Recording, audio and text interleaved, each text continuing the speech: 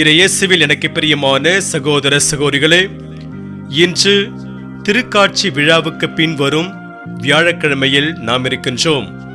இந்த நாள் உங்களுக்கு இனிய நாளாக அமைய வாழ்த்துகிறேன், ஜெபிக்கின்றேன். இன்றைய இறைவார்த்தை சிந்தனைகளுக்கு நாம் கவனமுடன் செவி கொடுப்போம்.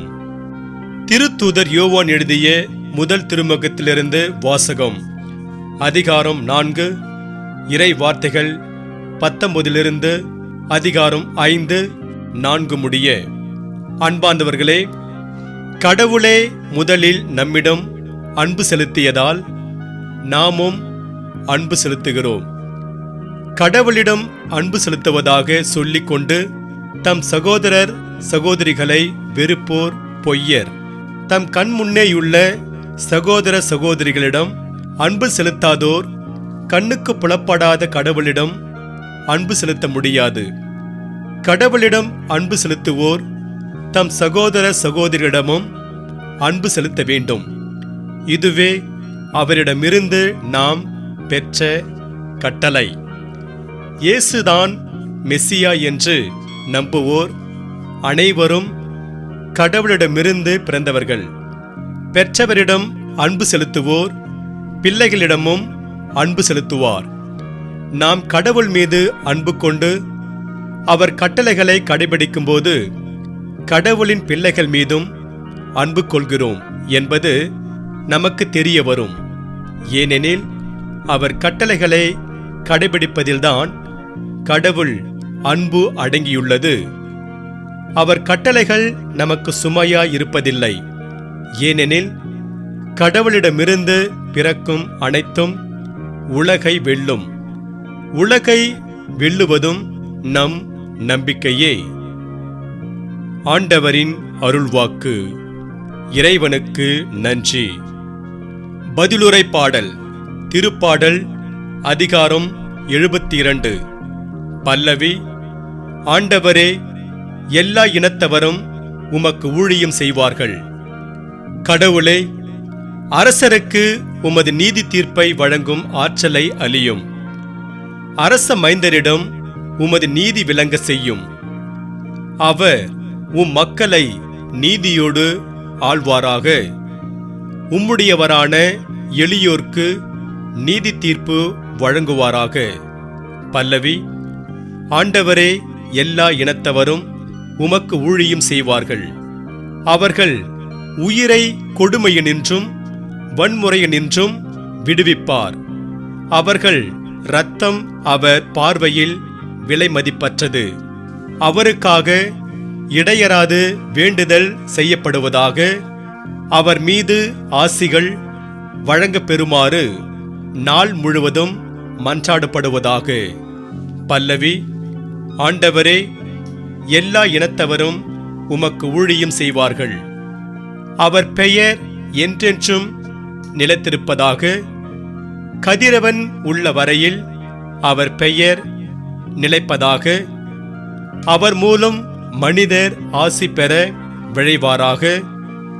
எல்லா நாட்டினரும் அவரை நற்பேறு பெற்றவரென வாழ்த்துவாராக. பல்லவி. ஆண்டவரே, எல்லா இனத்தவரும் உமக்கு ஊழியம் செய்வார்கள். அல்லேலூயா, அல்லேலூயா. ஏழைகளுக்கு நற்செய்தியை அறிவிக்கவும் சிறைப்பட்டோர் விடுதலை அடைவர் என முழக்கமிட்டு அறிவிக்கவும் ஆண்டவர் என்னை அனுப்பியுள்ளார். அல்லேலூயா. ஆண்டவரே, நற்செய்தியை தகுந்த விதத்தில் எடுத்து சொல்ல என் உள்ளத்தையும் உதட்டையும் தூய்மையாக்கும். ஆண்டவர் உங்களோடு இருப்பாராக, உம் ஆன்மாவோடும் இருப்பாராக. தூய லூக்கா எழுதிய பரிசுத்த நற்செய்தியிலிருந்து வாசகம். ஆண்டவரே, மாட்சி உமக்கே. லூக்கா நற்செய்தி அதிகாரம் 4, இறை வார்த்தைகள் 14-22 முடிய.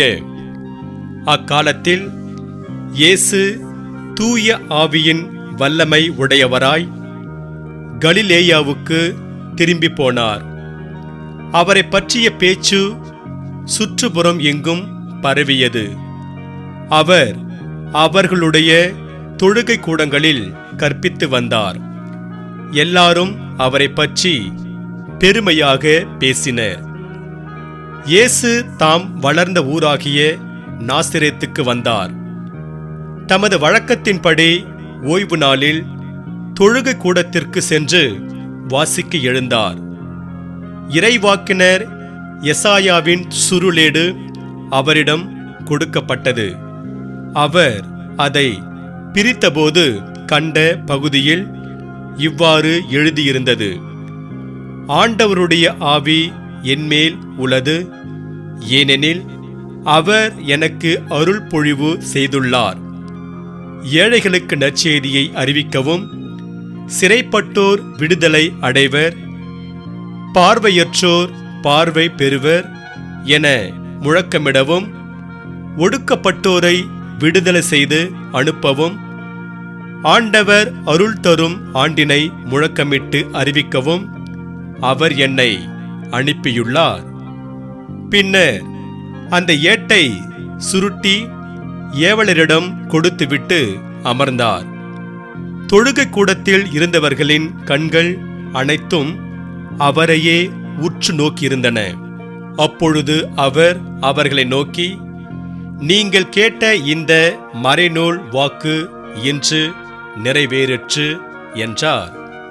அவர் வாயிலிருந்து வந்த அருள்மொழிகளை கேட்டு வியப்புற்று, இவர் யோசேப்பின் மகன் அல்லவா என கூறி எல்லாரும் அவரை பாராட்டினர். ஆண்டவரின் அருள்வாக்கு. கிறிஸ்துவே உமக்கு புகழ். நற்செய்தி வாக்கினால் என்னுடைய பாவங்கள் அகல்வதாக. ஆமென். வெறுப்பு அழிவுக்கு கொண்டு வரும். இயேசுவில் எனக்கு பிரியமான சகோதர சகோதரிகளே, கடவுள் மீது நம்பிக்கை கொண்ட ரத்தனம், இருதயம் என்று 2 பெரியவர்கள் பக்கத்து வீட்டில் வாழ்ந்து வந்தார்கள். இவர்கள் இருவருடைய வீட்டுக்கு நடுவில் ஒரு வேப்ப மரம் இருந்தது. அந்த வேப்ப மரத்தில் பலவிதமான பறவைகள் கூடு கட்டி வாழ்ந்து வந்தன. ரத்தனம் பறவைகள் பாடுகின்ற சத்தத்தை கேட்டு அவற்றோடு சேர்ந்து பாடுவார். இருதயமோ சற்று வித்தியாசமானவர், அதே நேரத்தில் திறமையானவரும் கூட. இதனால் அவர் பாடல் பாடும்போது பறவைகளே அவரோடு சேர்ந்து பாடும். சில நாள்களுக்கு எல்லாம் நன்றாக போய்கொண்டிருந்தது. திடீரென்று ஒரு நாள் ரத்தனம் பறவைகளோடு சேர்ந்து பாடுவது இருதயத்திற்கு பிடிக்கவே இல்லை.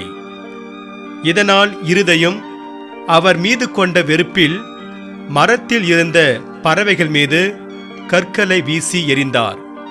இதை பார்த்து திடுக்கிட்ட ரத்தனம் பதிலுக்கு இருதயம் பாடல் பாடும்போது அவர் மீது இருந்த தன்னுடைய வெறுப்பை வெளிப்படுத்தும் வகையில் மரத்தின் மீது கற்களை வீசி எறிந்தார்.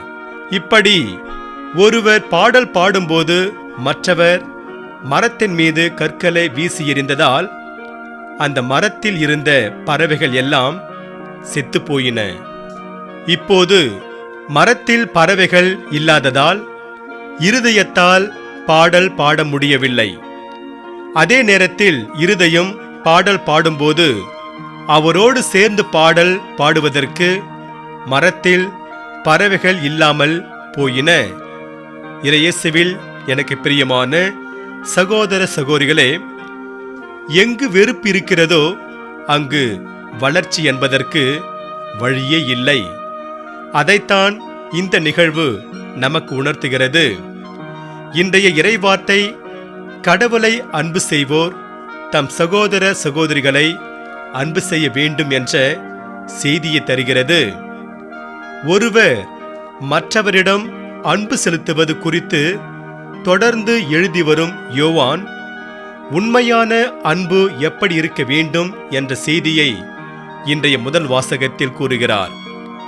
நற்செய்தியில் இயேசு இறை அன்புக்கு இணையான கட்டளை பிறர் அன்பு என்று கூறியிருப்பார்.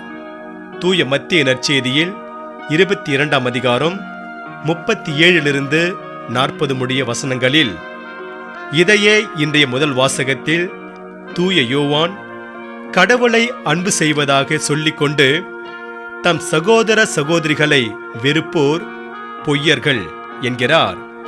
அவ்வாறெனில் கடவுளை அன்பு செய்வோர் தம் சகோதர சகோதரிகளிடம் அன்பு செலுத்துவது கட்டாயமாகிறது. நற்செய்தியில் இயேசு இறை அன்புக்கும் பிறர் அன்புக்கும் எடுத்துக்காட்டாக தூய ஆவியாரின் அருள் பொழிவை பெற்றவராய் ஏழைகள், சிறைப்பட்டோர், பார்வையற்றோர், ஒடுக்கப்பட்டோர் ஆகியோர் வாழ்வு பெற தம்மையே அர்ப்பணிக்கிறார். இவ்வாறு அவர் தன்னையே அர்ப்பணிப்பதன் வழியாக இறை வார்த்தையை நிறைவு செய்கிறார். இறை அன்புக்கும் பிறர் அன்புக்கும் சிறந்த எடுத்துக்காட்டாக விளங்குகிறார். எனவே நாம் அவரை பின்பற்றி வாழ்ந்து இறைவனையும் அயலாரையும் அன்பு செய்து வாழ்வோம். இன்று நமக்கு கொடுக்கப்படுகின்ற இறை சிந்தனையாக, அன்பாயிருப்பது ஒரு தவம், அன்பு செய்யப்படுவது ஒரு வரம். மனிதன் இயங்குவது அன்பிற்காகத்தான். அவன் சிறந்த கைமாறு பெறுவதும் அன்பிற்காகத்தான். அன்பு இருக்கும் இடத்தில் வெறுப்புக்கு இடமில்லை. ஆன்றோர் வாக்காக அன்பு காட்டப்பட விரும்பினால் அன்பு செலுத்துங்கள் என்பார் செனகா என்ற அறிஞர். எனவே நாம் ஒருவர் மற்றவரிடம் அன்பு காட்டி இறை அருளை நிறைவாக பெறுவோம். இறைவன் உங்களையும் உங்கள் குடும்பங்களையும் நிறைவாக ஆசீர்வதித்து பாதுகாப்பாராக.